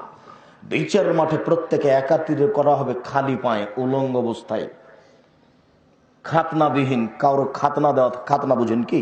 মুসলমানি দেওয়া থাকবে না। মুসলমানি দেওয়া বুঝেন? কারো খাতনা দেওয়া থাকবে না, মুসলমানি দেওয়া থাকবে না, মুসলমানি বিহীন, পরনে কাপড় থাকবে না, পায়ে জুতা স্যান্ডেল থাকবে না, উলঙ্গ অবস্থায় সবাই খালি ছুটে যাবে। আয়েশা রাদিয়াল্লাহু তাআলা বলছেন, বলেন কি আল্লাহ রাসূল, আর রিজালুন নিসাউ জামিআন যুরবাজু ওয়ালাবাদ, একজন পুরুষ আর একজন পুরুষের দিকে, নারীর দিকে লক্ষ্য করবে। মহিলা পুরুষ উলঙ্গ অবস্থায় বিচারের পয়েন্টে উঠবে মানে এটা কেমন কথা বুঝলাম না। তখন আল্লাহ রাসূল বলছেন, আয়েশা আলামর আসাদু মিন যালিকা ইয়ানজুরবাজু ওয়ালাবাদ, বলো কি তুমি আয়েশা, মানুষ মানুষের দিকে তাকিয়ে দেখবে মানে মানুষের বুদ্ধি বিবেক থাকবে না, কে পুরুষ কে নারী, কে কেমন হয়ে আছে এরকম দেখার মতো কোনো বুদ্ধি থাকবে না আয়েশা। তার নাম বিচারের মাঠ। বিচারের মাঠ যখন শুরু হবে তখন আল্লাহ তাআলা বলবেন, আলিয়াউমা লা তামলিকু নাফসুন লিনাফসিন শাইআ ওয়াল আমরু ইয়াওমাইযিনিল্লাহ, আজ কোন মানুষ কোন মানুষের কোনো উপকার করতে পারবে না, একচ্ছত্র মালিকানা আল্লাহর হাতে, আমার হাতে থাকবে। সেই দিন তিনি বলবেন, আইনাল জাব্বার আইনাল মুতাকাব্বির, স্বৈরাচারী স্বেচ্ছাচারী অহংকারী বদমেজাজিরা কোথায়? মালিকুল আমলাক, আমি হচ্ছি রাজাধিরাজ। এটা বিচারের সূচনা। সবসময় তিনি রহমান নাম, তার আর একটা নাম আছে কাহার। একটুকু নরম হবেন না, যেভাবে হওয়ার বিচার সেভাবে হবে। বুঝাতে পারি না আপনাকে বিচার কাকে বলে। টাকা দিয়ে কোট পার হয়ে যায়, যার জন্য মনে করছে যে সবটাই মনে হয় বিচার এরকম। একটু 2-1 মিনিট পরকাল ভাববেন। জাহান্নাম আর জান্নাতের আলোচনা করেছেন আল্লাহ রাসূল পরকালমুখী করার জন্য। মানুষ যেন দুনিয়ার চিন্তা ভাবনা ছেড়ে একটু পরকালমুখী হয়, একটু ভাবে। জাহান্নামকে টেনে বিচারের মাঠে নিয়ে যাওয়া হবে। জাহান্নাম কথা বলতে পারে, এদিকে দেখেন, জাহান্নাম কথা বলতে পারে, আশ্চর্য ব্যাপার।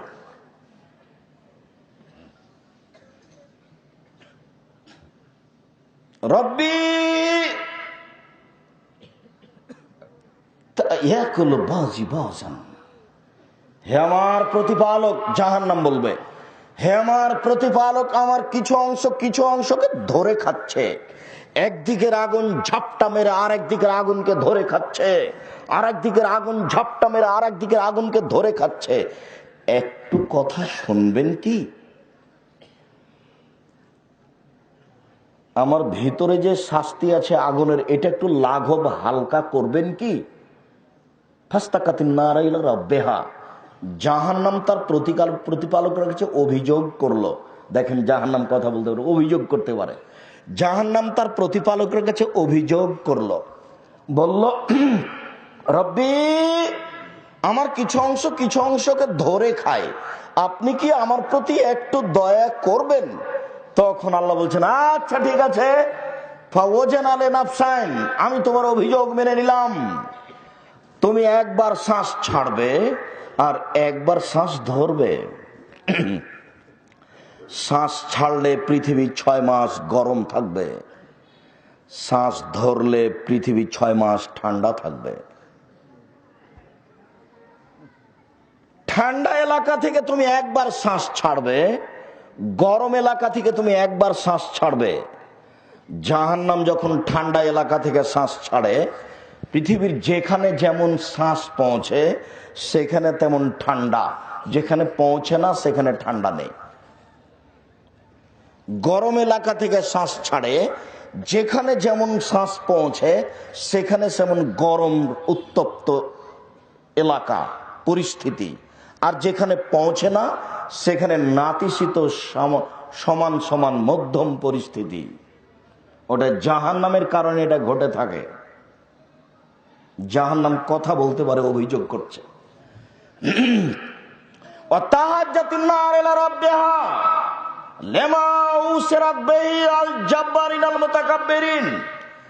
জাহান্নাম তার প্রতিপালকের কাছে অভিযোগ করলো, প্রতিপালক আমার ভিতরে স্বৈরাচারী, অহংকারী, স্বেচ্ছাচারী, বদমেজাজিরা কেন?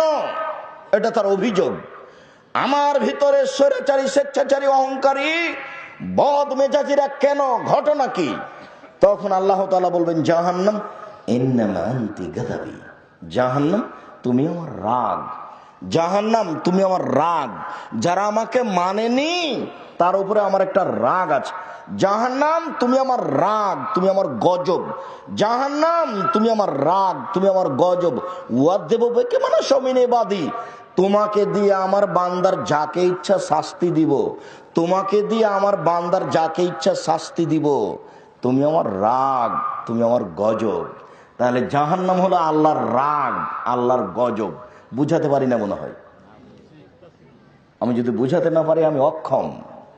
রাসূল সাল্লাল্লাহু আলাইহি সাল্লাম এভাবে বলেছেন 1450 বছর পূর্বে। সম্মানিত দিনী ভাই বোন, জাহান্নাম কথা বলতে পারে। ফাতুলকা ইয়াউমাল কিয়ামা ফি জাহান্নাম, বিচারের মাঠে মানুষকে জাহান্নামে নিক্ষেপ করা হবে আর বলা হবে হালিম তালাক, জাহান্নাম তুমি কি পূর্ণ? হালিম তালাক, জাহান্নাম তুমি কি পূর্ণ? তখন জাহান্নাম বলবে হালবিম মাজিদ, আর কি কিছু আছে? এ দেখেন জাহান্নাম কথা বলছে, আর কি কিছু আছে? ফওয়াজা কাদামাহু, তখন আল্লাহ তাআলা তার পাকে জাহান্নামের মুখের উপরে ঢুকিয়ে দিবেন। ফাতাকুলু ওয়া ইয়ানজিবা ওয়া ইয়ানজাবি বাযু ফি বাযিন, জাহান্নামের কিছু অংশের মধ্যে ঢুকে একবারে চাপা লেগে যাবে পায়ের আঘাতে, আর বলবে আল্লাহ যথেষ্ট, যথেষ্ট। জাহান্নাম বলবে যথেষ্ট, আর লাগবে না, আর লাগবে না। সম্মানিত দিনী ভাই বোন, আল্লাহর আকার আকৃতি আছে। যারা বলছেন আল্লাহ নিরাকার, তার জবাব কি এখানে? পায়ের আকৃতি আছে বলেই তো জাহান্নাম কি হয়ে গেল? পূর্ণ হয়ে গেল, ফাঁকাটা পূর্ণ হয়ে গেল। বলছে কাত কাত কাত। জাহান্নামীদেরকে পিছন দিকে হাত বেঁধে জাহান্নামে নিয়ে যাওয়া হবে। জাহান্নামীদেরকে পিছনে হাত বেঁধে নিয়ে যাওয়া হবে কেন? আল্লাহ তাআলা বলেন এদের ধরো, এদের শিকলবন্দি করো, এদের টেনে হেঁচড়ে জাহান্নামের মাঝামাঝিতে যে নিক্ষেপ করে, এটা আল্লাহর জরুরি আদেশ। জাহান্নাম উদ্বোধন হবে 3 শ্রেণীর মানুষ দিয়ে। 1, হুজুর, জি মৌলানা সাহেব। 2, শহীদ। 3, দানশীল। 3টে লোক দেখানো কাজ। লোক দেখানো করে যারা, জীবনে কোনোদিন লোক দেখানো কাজ করবেন না। মাদ্রাসার সভাপতিকে বলবেন 5,000 টাকা থাকলো আপনি মাদ্রাসার কাজে, নির্মাণের কাজে লাগাবেন, কাউকে বলবেন না, বিনিময় জান্নাত হবে ইনশাআল্লাহ। উনি মেরে খেলেও হবে, কেননা আমি তো আর মেরে খাইনি, যাকে দিয়েছি তিনি মেরে খেয়েছেন। এখন দেওয়ার পরে বলছি, সভাপতি সাহেব একটু বলে দেন না, একটু বলে দেন মাইকে যে 5,000 টাকা একটু বলে দেন, আর জান্নাত হবে না। ইন্না সাদকাতা সিররে তুতফি গাযাবার রাব্বে, গোপন দানে আল্লাহর রাগ মিটে যায়। আল্লাহ আপনার উপরে খুব রাগ করে আছেন, জাহান্নামে দিবেন। কিছু দান করেছেন, নরম হয়ে গেছে, যাও জান্নাতে যাও। জাহান্নামীদেরকে পিছন দিকে হাত বেঁধে নিয়ে যাওয়া হবে। আপনি বলতে পারেন, আব্দুর রাজ্জাক সাহেব পিছন দিকে হাত বাঁধা হবে কেন? মূলত অপমান করার জন্য। বিচারের মাঠে ফেরাউনের হাত বাঁধা থাকবে, দেখা যাবে কে খুলে দিতে পারে। বিচারের মাঠে 17টা দেশের সদস্য ইন্দিরা গান্ধীর হাত বাঁধা থাকবে, দেখা যাবে সেদিন কে খুলে দিতে পারে। বিচারের মাঠে ভিক্টোরিয়া মহারানী যে এলিজাবেথের হাত বাঁধা থাকবে, দেখা যাবে সেদিন কে হাত খুলে দিতে পারে। রংপুর গাইবান্ধা পলাশবাড়ির মুজিবুর বিএসসি বলেছিলেন, আমি জেলে যেতে রাজি আছি, আমার হাতে হাত করা দেওয়া হয় না যেন, মানে এটা অপমান, আমি এমনিতেই যাব, আমি এমনিতে যেতে রাজি আছি, আমি হাতে হাত করা দেওয়া অবস্থায় যেতে রাজি নই। সবার হাত পিছন দিকে বাঁধা থাকবে, এই জন্য মাঠ থেকে পালিয়ে যাবে, যার কারণে বাঁধা হয়েছে এটার প্রয়োজন নাই, মাঠ থেকে পালিয়ে যাওয়ার কোনো পথ নেই। মূসা আলাইহিস সালাম যে পরিস্থিতিতে পড়েছিলেন, বিচারের মাঠ তার চেয়ে অনেক বেশি কঠিন। কালা আসহাবু মূসা, মূসা আলাইহিস সালামের সঙ্গী সাথী বলেছিলেন, যখন মূসা আলাইহিস সালাম পালিয়ে যাচ্ছিলেন, ফেরাউন ধরার জন্য পিছা থেকে ধাওয়া করছিল, সামনে সাগর, সঙ্গী সাথী বলেছিল, ডানে ফেরাউন, বামে ফেরাউন, পিছনে সাগর, পিছনে ফেরাউন, সামনে সাগর, ডানে ফেরাউন তার সৈন্য সামন্ত, বামে ফেরাউন তার সৈন্য সামন্ত, পিছনে ফেরাউন তার সৈন্য, সামনে সাগর, বাঁচার কোনো পথ নেই, আমরা আটকা পড়েছি। তখন তার সঙ্গী সাথী মূসা আলাইহিস সালাম বলেছিলেন, কাল্লা, কখনো নহে, অসম্ভব, এটা হতে পারে না, ফেরাউন আমাকে ধরতে পারে না, ইন্না মাইয়া রাব্বি, আমার সাথে আমার প্রতিপালক রয়েছেন, সায়াহদিনী, তিনি আমাকে পথ দেখাবেন। এই পরিস্থিতি যত জটিল, বিচারের মাঠ তার চেয়ে অনেক অনেক অনেক বেশি কঠিন। বিচারের মাঠ থেকে কেউ পালিয়ে যেতে পারবে, এই কারণে হাত বাঁধা হয়েছে, যেন নয়, মূলত কি করার জন্য? অপমান করার জন্য। আরেকটা ব্যাপার আছে, প্রত্যেকটা মানুষ শেষ সময়ে হাত কাজে লাগায়, হাতকে কাজে লাগায়। একটা রিক্সা এসে ধাক্কা মেরেছে, সর্বপ্রথমে নিজেকে বাঁচাতে গিয়ে কি ব্যবহার করে? হাত দুটি ব্যবহার করে। জাহান্নামে যখন নিক্ষেপ করা হবে, তখন কোনো মানুষ যেন হাত ব্যবহার করতে না পারে, সেই জন্য পিছন দিকে বাঁধা থাকবে। জাহান্নামের খড়ি হবে মানুষ ও পাথর।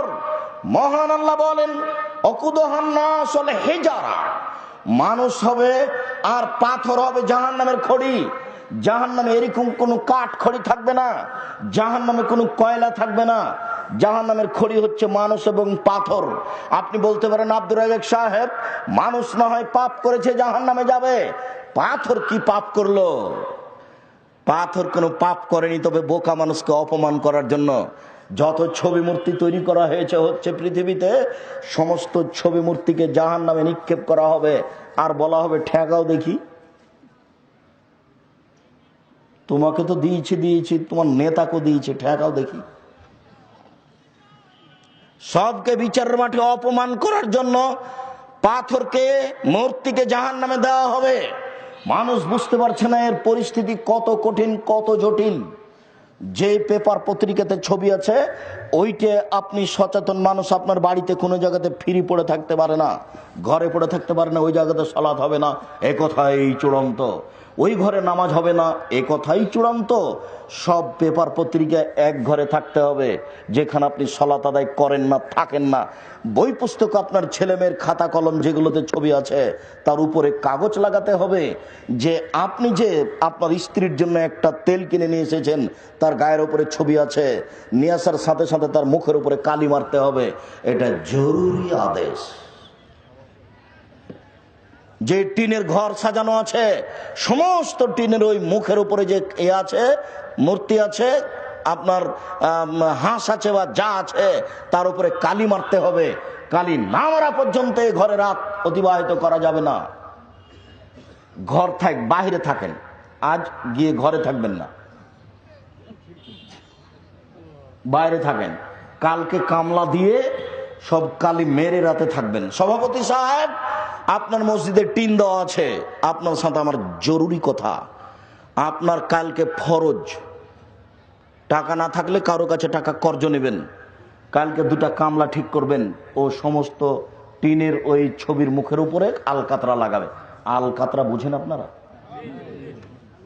যে কোনো একটা রং লাগাবে। সভাপতি সাহেব, আপনি কিসের সভাপতি আমি বুঝতে পারি না। আপনার মসজিদে তো আমি একদিন ঢুকিনি, আপনার মনে নেই? মসজিদের ওই মেহরাবে লেখা ছিল একদিকে আল্লাহ একদিকে মোহাম্মদ। আপনি তো আপনার মসজিদে আমাকে রাখতে পারেননি। আমি থাকি না, কোনোদিনই থাকবো না। আপনার ঘরে, আপনার বাড়ি যে নোয়াখালী, আপনার মনে পড়ে না? ঘরে ঢুকে দেখলাম আমার না খাটের দেওয়া আছে ময়ূর, খাটের পিছনে ময়ূর করা আছে 2টা, যেদিকে মাথা থাকে। তা আমি বললাম যে আমি তো ঘরে থাকবো না। ভদ্রলোককে আল্লাহ ভালো করুক, জান্নাতবাসী করুক, মারা গেছে, দা নিয়েছে আগে ময়ূরের মাথা কাটলো, তারপরে থেকেছে। যে আপনি বাইরে দাঁড়িয়ে থাকছেন, আপনি কাটেন, তারপরে ভিতরে ঢুকবো।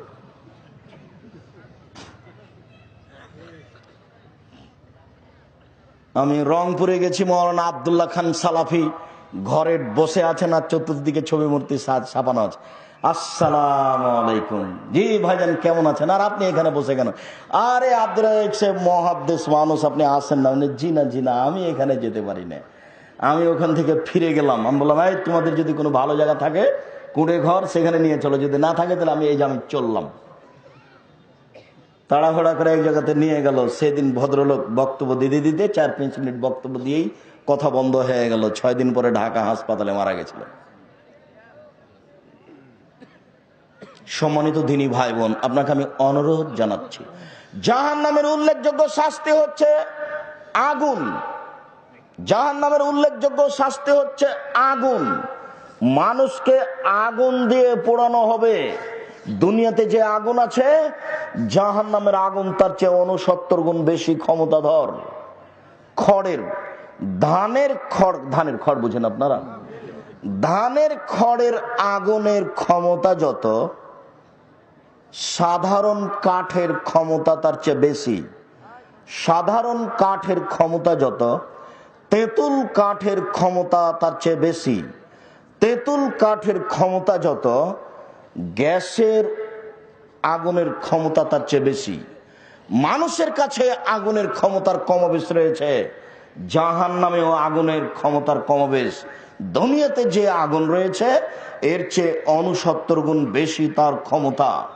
আল্লাহ তাআলা বলেন, কুল্লামান জুলুদুহুম বাদদালনাহুম জুলুদান গায়রাহা, যতবার ও আগুনে জ্বলে যাবে ততবার রেডি করা হবে। যতবার আগুনে জ্বলে যাবে ততবার তাকে রেডি করা হবে। আল্লাহ তাআলা বলেন, সাউরহিকুহুম সাউদা, বিশাল বিশাল করে আগুনের পাহাড় করে রেখেছি। আমি উঠতে বলবো, নামতে বলবো, উঠতে বলবো, নামতে বলবো, উঠতে বলবো, নামতে বলবো। রাসূল সাল্লাল্লাহু আলাইহি ওয়াসাল্লাম বলেন, ওহম ইয়াকুনু ফিন্নার, মানুষগুলি জাহান্নামের আগুনে থাকবে আলা কাদরে আমালিহিম, তার কর্ম অনুপাতে। মিনহুম মা ইয়াকুনু আলা কাবাইহি, কারো কারো আগুন হবে পায়ের টাকনো পর্যন্ত। অমিনহুম মা ইয়াকুনু আলা রুকবাতাইহি, কারো কারো আগুন হবে পায়ের হাঁটু পর্যন্ত। অমিনহুম মা ইয়াকুনু আলা হাকওয়াইহি, কারো কারো আগুন হবে কোমর পর্যন্ত। অমিনহুম মা ইয়াকুনু তারকুয়াতিহি, কারো কারো আগুন হবে নাক কান পর্যন্ত। বলেন তো দেখি, আবু তালেব নাকি না? আবু তালেবই তো। আবু তালেবের জাহান্নামের আগুন কি হবে? পায়ের 2টি জুতা আগুনের। এগলি দেমাগহু, পায়ে যখন পরিয়ে দেওয়া হবে তখন মাথার এই মগজ ফুটে উঠবে। চুলাতে পানি দিলে দেগে পানি যেমন ফটফট করে ফুটে, এইভাবে তার মাথার মগজটা ফুটে উঠবে। এই কথা রাসূল সাল্লাল্লাহু আলাইহি ওয়াসাল্লাম বলেন, বুখারী মুসলিম। সম্মানিত দিনী ভাই বোন, জাহান্নামের উল্লেখযোগ্য শাস্তি হচ্ছে জাক্কুম গাছ, কাঁটাযুক্ত গাছ।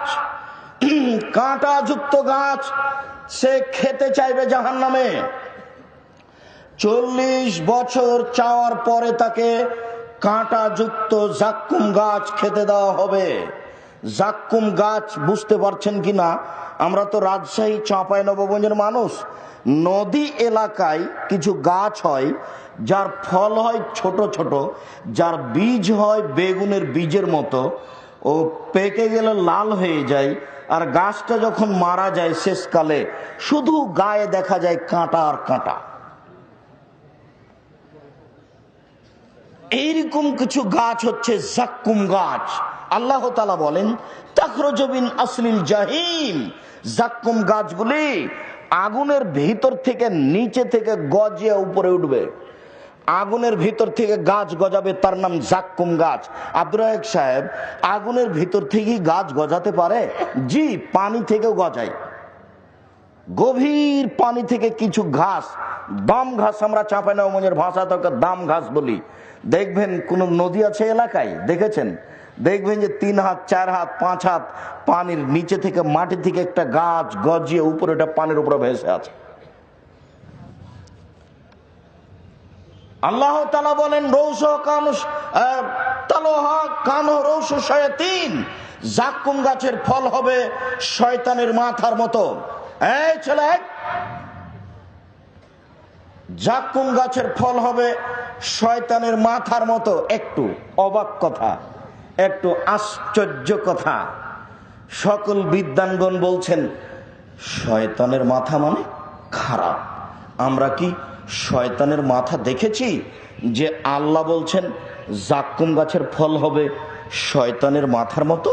আমরা কি শয়তানের মাথা দেখেছি যে জাক্কুম গাছের ফল হবে শয়তানের মাথার মতো? আমরা কি বুঝি শয়তানের মাথা কেমন?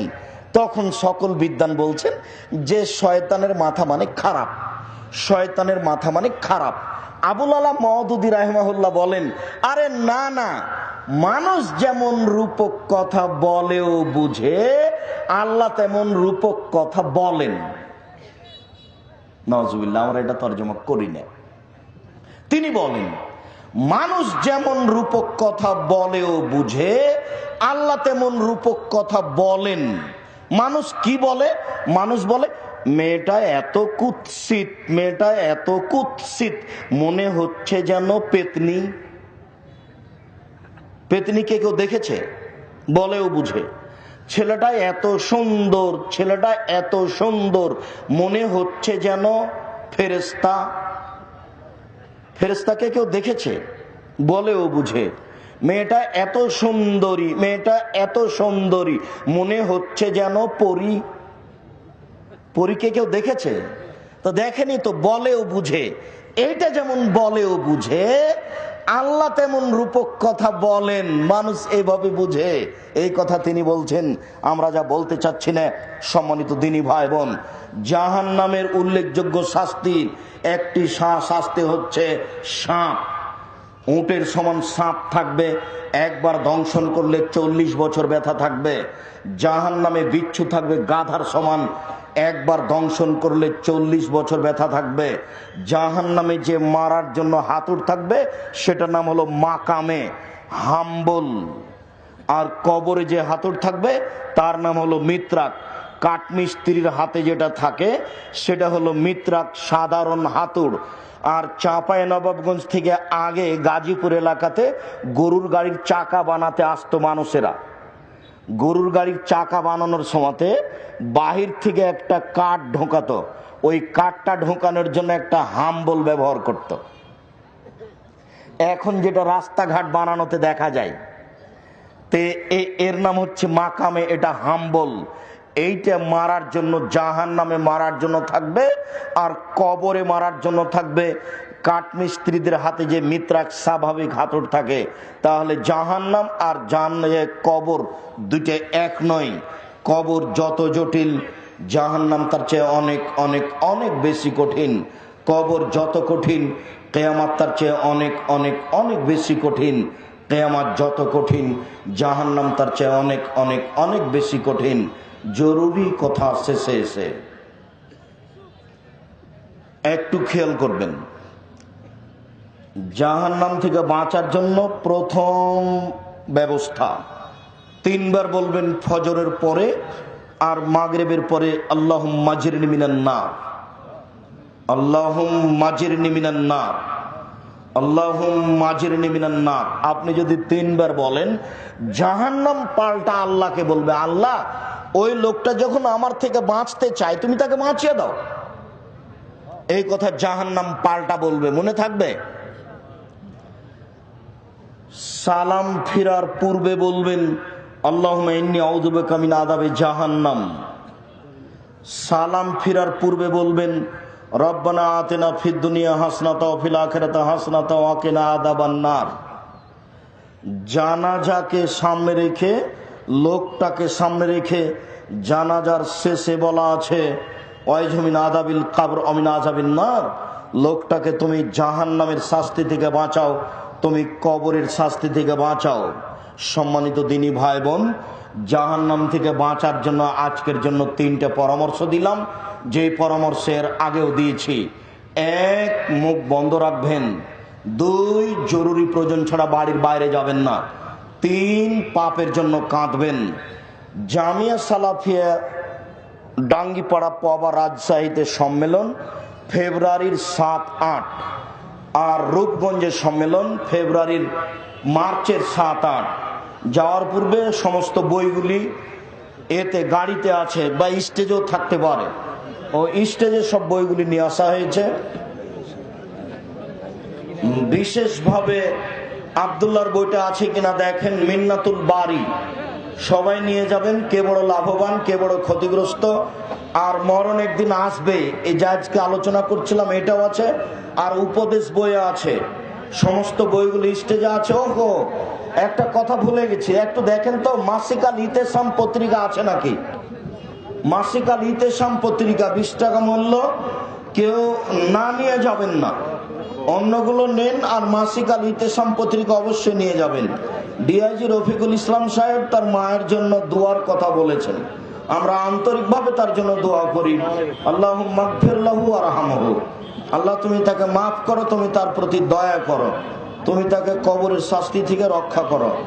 সম্মানিত দিনী ভাই বোন, সকলকে স্টেজ থেকে বইগুলি নিয়ে যাওয়ার জন্য বলছি।